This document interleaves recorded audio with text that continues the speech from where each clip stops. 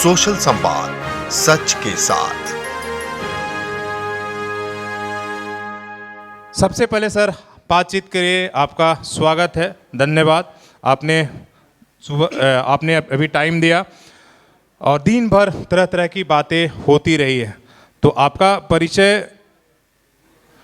किस तरीके से हम करें समाज सेवी के रूप में, इसलिए कि आप नमन संस्था और हर हर महादेव संघ दो ऐसे संस्था हैं जिसके आप संस्थापक हैं और हर साल एक बड़ा कार्यक्रम आप करते हैं, तिरंगा यात्रा। हालांकि 2 सालों से आप ये नहीं, लॉकडाउन की वजह से नहीं निकाल पा रहे हैं, लेकिन इससे पहले आप प्रदेश के प्रवक्ता बीजेपी के रहे और तमाम ये रहे। पहले सर हम संस्था की बात करेंगे, ये यात्रा कैसे शुरू हुई है, इसके बाद हम फिर उधर आएंगे। ये नमन और हर हर महादेव संघ की यात्रा कैसे शुरू हुई? बहुत धन्यवाद शशि जी। आपने हमसे 2 क्वेश्चन पूछा है कि एक हर हर महादेव सेवा संघ का जो कार्यक्रम मैं करता हूँ वो कब प्रारंभ हुआ और उसका ध्येय क्या था। दूसरा हमारी संस्था है नमन शहीदों के सपनों को, उसका प्रारंभ उदय क्यों हुआ, कब हुआ और क्या ध्येय है। तो पहले मैं हर हर महादेव सेवा संघ के बारे बताऊंगा, चूँकि वो आज से लगभग 23 वर्ष पूर्व 22 वर्ष पूर्व उसकी स्थापना हुई थी। तो हम अपने साक्षी स्थित कार्यालय में बैठे थे, जो तब हमारा एक दुकान थी। तो हम अपने मित्र के साथ बैठे थे, सामने रोड के उस तरफ से, मुझे अभी भी याद है 23 वर्ष पहले की घटना है, लेकिन लग रहा है कि 23 सेकंड पहले की घटना है वो। कुछ हमारे कांवरिये वहाँ से पैदल जा रहे थे कांवर लेकर के। तो वो कहाँ जा रहे थे मैं नहीं कह सकता, हो सकता भुवनेश्वरी मंदिर जा रहे हो या किसी एक मंदिर जा रहे हो, शाम का समय था। तो हम ऐसे ही बैठे थे, तो अश्वनी मुत्रेजा जी हैं हमारे पड़ोसी, हम 2 ही लोग बैठे थे। तो हमने ऐसे ही बात की कि ऐसे बहुत से लोग हैं जो कि बाबा धाम नहीं जा सकते हैं, देवघर। तो हम लोग एक काम करेंगे, अगला साल से जो है ना सावन महीना में भजन का एक कार्यक्रम कराएंगे यहीं पे साक्षी में, जहाँ पर अपनी दुकान थी, और एक साथ मिलके हम लोगों भजन भोले बाबा का गुणगान करेंगे और उनका आशीर्वाद लेंगे। तो ये एक सोच के साथ में, और हमने अगले बरस ये कार्यक्रम सावन, और हमने तिथि चुन लिया सावन महीने के अंतिम सोमवार को। तो एक बहुत ही छोटा सामान्य तरीके से साक्षी काली माटी रोड पेट्रोल पंप के बगल में वो एक संस्था का उदय हुआ, और एक कृष्णा मूर्ति जी जो हमारे कलाकार हैं जमशेदपुर के, वो पहली बार उन्होंने कार्यक्रम का शुभारंभ किया। और उसके बाद आप जानते हैं कि धीरे धीरे धीरे धीरे सब ऊपर वाले की कृपा, महादेव की कृपा, वाहिगुरु की कृपा सब रहा, और लोगों का एक साथ रहा। लोगों ने इसको बहुत ही सराहा कि नहीं, सावन महीने के अंतिम सोमवार में एक साथ एक परिवार, क्योंकि जमशेदपुर को मैं अपने अगर दृष्टि से कहें तो मैं कहता हूँ पूरे ब्रह्मांड में एक पृथ्वी में एक भारतवर्ष में एक बिहार, झारखंड, और झारखंड बिहार में एक जमशेदपुर। और यहाँ पर एक ऐसा सामान्य बात नहीं है कि हम सब जमशेदपुर में हैं, ये एक हमारा कोई ना कोई पारिवारिक रिश्ता है, मैं ऐसा मानता हूँ। और एक परिवार हम लोग बैठ कर के करते हैं, और आज इतना बड़ा रूप उसका सावन के अंतिम सोमवार को बहुत अच्छा लगता है। शिव स्तुति गान होता है गुरुद्वारा मैदान में, और गुरुद्वारा बस्ती के जितने भी हमारे भाई थे, तत्कालीन गुरुद्वारा कमेटी के भी लोग, उन लोगों ने बहुत सहयोग किया। अब तो चूँकि सावन महीना है तो बारिश होनी है, और पहले तो क्या था कि ये ओपन में प्रोग्राम होता था, हम पंडाल भी लगा नहीं सकते थे। और मुझे याद है जब बारिश होती थी तो घुटने घुटने तक वहाँ मैदान में पानी जम जाता था, और हमारे जो वॉलंटियर्स थे ठीक भजन से 1 घंटा पहले, आधा घंटा पहले उसको पूरा पानी का निकास कैसे हो स्वयं अपने हाथ से करते थे, और बहुत आनंद लेते थे। तो ये तो रहा हर हर महादेव सेवा संघ का कार्यक्रम किस प्रकार से, और वो निरंतर प्रत्येक वर्ष चलता रहा। अभी 2 वर्ष से नहीं हो रहा है, ये 3रा वर्ष है। ईश्वर चाहेंगे तो ये सावन का कार्यक्रम हम कर पाएंगे। नमन शहीदों के सपनों को, जेएनयू में जब भारत तुम्हारे टुकड़े होंगे के नारे लग रहे थे, तो फिर वही हुआ कि हम 5-7 दोस्त बैठे थे मेरे कार्यालय में, और बात हुआ कि एक कार्यक्रम होना चाहिए भारत तुम्हारे टुकड़े होंगे के विरोध में भारत माता की जय कैसे हो। और हम इसको अवसर, क्योंकि हर चीज़ को एक अवसर में परिवर्तित करने ईश्वर करते हैं परिवर्तन, तो हमने बोला कि एक अपने देश के आज़ादी के लिए जिन लोगों ने शहादतें दी और ऐसे तमाम वीर क्रांतिकारियों को हम कहीं ना कहीं हम उनको ये नहीं बता पा रहे, अपने आने वाले बच्चों को, अपने नस्ल को, अपने नहीं तो फिर ये जो अतीत में घटनाएं घटी हैं वो दोबारा होंगी।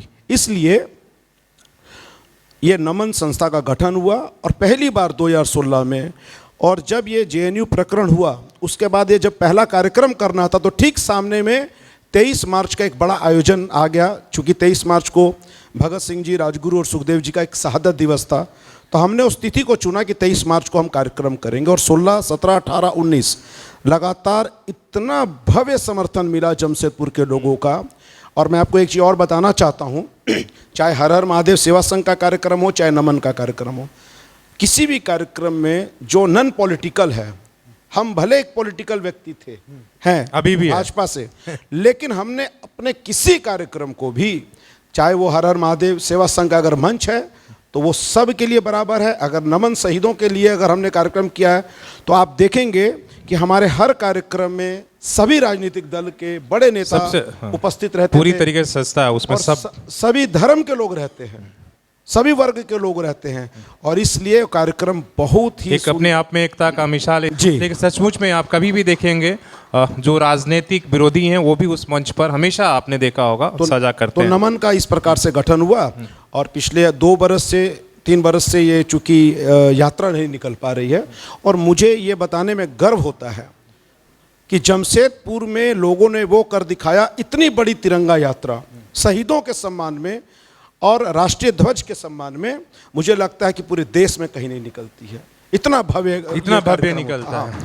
तो ये लोगों ने इसको इसलिए समर्थन किया क्योंकि उन्हें मालूम था कि इनके प्रति भावना जो है, हमारी संस्था के तमाम लोगों की भावना। तो ये 2 कार्यक्रम है जो कि मुझे बहुत ही आत्मा से इस कार्यक्रम के साथ जोड़ता है। बात को हम आगे बढ़ाते हैं सर।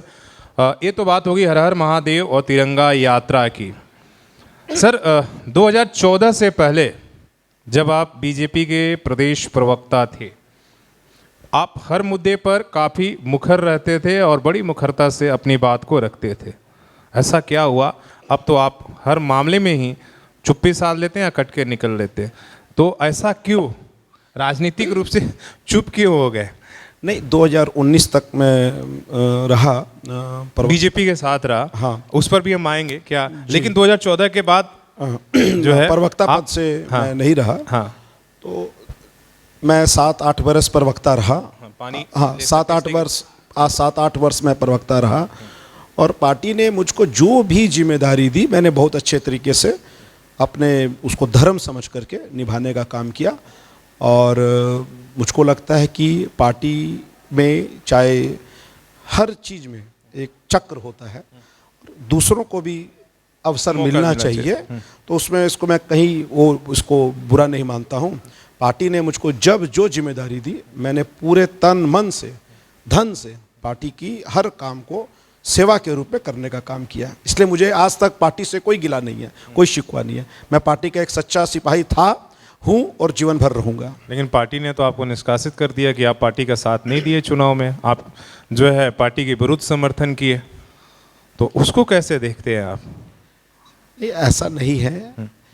मुझे लगता है कि ये कहना कि मैंने पार्टी के विरोध में काम किया है, ये मुझे पार्टी मानती है। मुझे लगता है कि 1 या 2 व्यक्ति ऐसा मानते हैं पूरे पार्टी में, और कई बार ऐसा होता है कि 1 या 2 व्यक्ति की जो बात होती है पार्टी पे कई बार मानना जरूरी हो जाता है, चूँकि उस जगह पे होते हैं, बड़े होते हैं कद से, विचार से। तो मुझे लगता है कि कहीं ना कहीं कुछ कम्युनिकेशन एरर होगा या फिर समझ में नहीं आया होगा।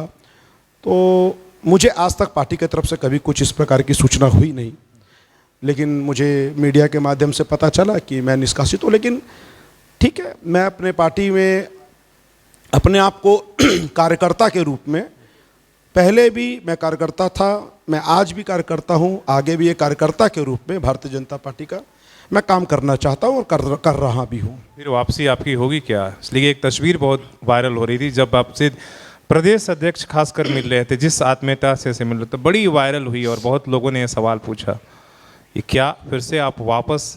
देखिए, मैंने अपने जीवन का या प्रदेश अध्यक्ष दीपक प्रकाश जी से मुलाकात हुई थी माननीय अर्जुन मुंडा जी के आवास में एक शादी समारोह में।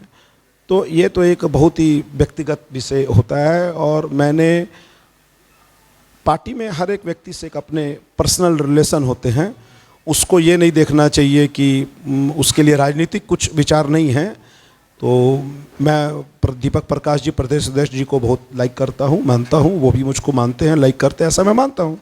और एक व्यक्तिगत मिलन था एक शादी समारोह में। चलिए सर, हाँ, हम लोग झारखंड संवाद कर रहे हैं और आप झारखंड को बड़ी बढ़िया से जानते हैं, आप प्रदेश प्रवक्ता भी रहे। आप इस झारखंड की 21 साल की यात्रा को किस तरीके से देखते हैं और कहाँ कमी रह गई कि झारखंड जो है, अगर राष्ट्रीय जब भी स्तर पर बात होती है तो झारखंड को कहीं ना कहीं पिछड़ा माना जाता है? अभी श्रद्धा जी हमारी बच्ची है, गई थी, वो बता रही थी कुछ झारखंड के बारे में कि मैं उनको सुन रहा था कि आज भी झारखंड को लोग झारखंड का मतलब कुछ समझते हैं, वो शब्द का मैं प्रयोग नहीं करना चाहता, लेकिन वास्तव में मैं जिनसे 20 साल 25 साल पहले की भी दोस्ती है दिल्ली बॉम्बे की, वो मुझको आज भी कहते हैं कि आप रायपुर से हैं ना काले भाई, आप छत्तीसगढ़ से हैं ना, तो आप भोपाल से हैं ना। वो आज तक झारखंड और जमशेदपुर को कनेक्ट नहीं कर पाते। कई बार ऐसा मुझको असहाय सा महसूस करता हूँ, लेकिन इतना हमारा सुंदर प्रदेश, हरा भरा प्रदेश, इतने अच्छे लोग, बिहार, झारखंड, मैं तो अपने आप को गौरवान्वित महसूस करता हूँ कि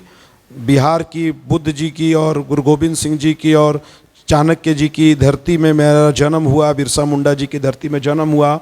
यहाँ के लोग, यहाँ के लोगों की जो शख्सियत और अपनापन, मुझे लगता है कि पूरे विश्व में कहीं नहीं है। मैं एकदम इसको बहुत दावे के साथ कह सकता हूँ।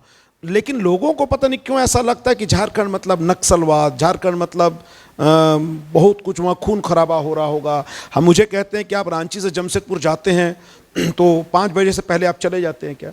तो इस प्रकार की एक सोच है। तो कहने का मतलब है कि झारखंड निर्माण को हमारे अटल जी ने, अटल बिहारी वाजपेयी जी की देन थी। झारखंड इतने वर्षों से आंदोलनकारी संघर्ष कर रहे थे, बहुत अच्छा निर्णय लिया। चूँकि एक बड़ा प्रदेश था बिहार, झारखंड का निर्माण हुआ और अटल जी की सोच थी, भारतीय जनता पार्टी की सोच थी कि यहाँ पर विकास की गंगा बहेगी। और विकास जब भारतीय जनता पार्टी की सरकार आई, विकास की गंगा बही भी है, ऐसा नहीं है कि नहीं बही, बहुत कुछ उधार हुआ है।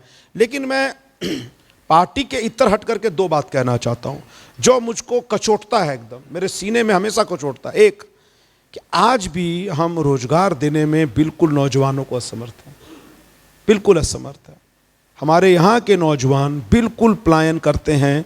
और यहाँ पर आप देखेंगे, मैं सिर्फ जमशेदपुर या झारखंड की मैं बात नहीं कर रहा हूँ, झारखंड के अलावा भी है, लेकिन झारखंड की जब बात मैं करूँ, प्रत्येक दिन देखने को मिलता है कि हमारे नौजवान कोई सुसाइड कर रहा है रोजगार की वजह से।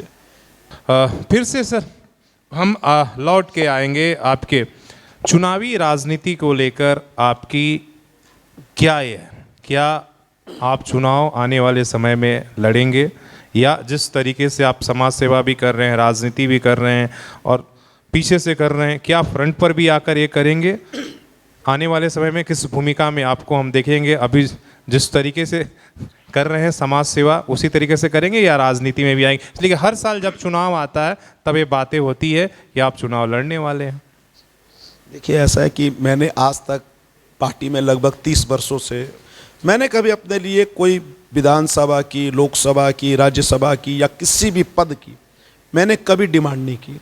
सब लोग विटनेस है, मैंने कभी नहीं कहा कि मुझको विधानसभा की टिकट दीजिए, लोकसभा की दीजिए, क्योंकि मैं ये मानता हूँ कि कोई एक ही बंदा विधायक बन सकता है, एक ही बंदा सांसद बनेगा, ऐसा कोई इसमें बहुत नहीं है। एक पार्टी की सेवा कर रहे हैं। हाँ, लेकिन एक बात जरूर है, मुझे कई बार ऐसा लगता है हमारे जो हमारे एक साथी है, एक बहुत बड़ा समर्थक हैं, जो कि जिनको लगता है कि मुझको चुनाव लड़ना चाहिए, तो मुझे ऐसा लगता है कि पार्टी सोचेगी, विचार करेगी। और देखिए, इसमें मैं एक चीज़ और कहना चाहता हूँ, आज यूपी में चुनाव हुए, झारखंड में चुनाव हुए, ये जनता जिसको चाहेगी, क्योंकि सर्वे होता है, चुनाव से पहले सर्वे होता है, विचार होता है। जनता अगर सोचेगी कि नहीं इस अमुक व्यक्ति को विधानसभा चुनाव लड़ना चाहिए, सर्वे में उनका नाम आएगा, तो निश्चित रूप से पार्टी विचार करेगी, पार्टी सोचेगी टिकट देना है कि नहीं देना है। क्योंकि भारतीय जनता पार्टी कौन सी होगी सर? ये भी तो इसलिए कि आप ये भी तो आपकी इसलिए कि अभी तक कभी लोग लगते हैं निष्कासित बीजेपी ये नेता, तो कौन सी पार्टी क्या होगी? क्या अभी भी आप मानते हैं कि आप बीजेपी के साथ हैं और पार्टी? देखिए, मैं तो बीजेपी के ही साथ हूँ, और आप अगर इतिहास उठा के देख लीजिए तो मैं एक ऐसा व्यक्ति था कि मैं किसी भी पद पे रहा, कभी भी किसी भी पद पे रहा, मैंने हमेशा भारतीय जनता पार्टी, अमरप्रीत सिंह काले भाजपा कार्यकर्ता ही लिखवाया था। तो मैं कार्यकर्ता अपने आप को आज भी मानता हूँ, और मुझे पूरा विश्वास है, मैं पूरा विश्वास के साथ कहता हूँ कि पार्टी अगर चाहेगी तो मैं 2024 से चुनाव लड़ना चाहूँगा। हाँ, अगर पार्टी देखे जनता, क्योंकि अल्टीमेटली सब काम जनता को करना है, जनता जनार्दन सर्वोपरि है, और जनता चाहेगी तो निश्चित रूप से, और पार्टी चाहेगी तो परम निश्चित रूप से चुनाव ज़्यादा पॉलिटिकल आपको नहीं ये करते हैं, इसलिए कि हमने झारखंड संवाद की बात नहीं, तो लोग कहेंगे कि आपने पूरी तरीके से ऐसा। लेकिन एक चीज़, हालांकि आपने क्या कुछ कहा था, एक डायलॉग जो है पूरी दुनिया में फेमस हो गया, हालांकि वो हम दिखाना चाहेंगे कि अब जो कुछ भी ये बनता है, आपने देखा होगा, हालांकि बहुत सारे नहीं लोग एक कि करे तो क्या करे सर, ऐसा क्या हुआ था? उस डायलॉग को पहले हम सुनाएंगे और आपको बताएंगे। वो पूरी दुनिया में है, हमने भी पहली 1 2 बार 3 बार मैंने देखा वो में, आपने वो डायलॉग इतना फेमस हुआ, और एक वो हिस्टोरिकल एक तरह से वो डायलॉग बन गया है, करे तो करे क्या। अगर हम करें तो करें क्या, बोले तो बोले क्या, अगर हम करें तो करें क्या, बोले तो बोले क्या। तो पूरी दुनिया में अब तो गूगल का कीवर्ड बन गया है। आप यूट्यूब में जैसे ही आप डालेंगे करेंगे करे तो क्या, वो आ जाएगा वो डायलॉग। बोले तो बोले क्या, वो एक है। तो उसमें ऐसा कोई खास विषय नहीं है। जैसे अभी मैं बात कर रहा हूँ, इसी बात के क्रम में कोई एक शब्द को आपने कट किया और उसी काट को आप बार बार दिखा रहे, क्योंकि वो एक थोड़ा अट्रैक्टिव लग रहा है, वो अट्रैक्टिव लग रहा है। तो ठीक है, मुझे भी कई बार दिल्ली से, बॉम्बे से लोग भेजते हैं कि कोई एक बहुत इंपॉर्टेंट डिस्कशन हो रहा है, तो उसमें जब लास्ट में ये बोलना होता है अब हम करें तो करें क्या, बोले तो बोले क्या, तो उसमें वो क्लिप को ऐड कर दिया जाता है। अगर हम करें तो करें क्या, बोले तो बोले क्या। सोशल संवाद, सच के साथ।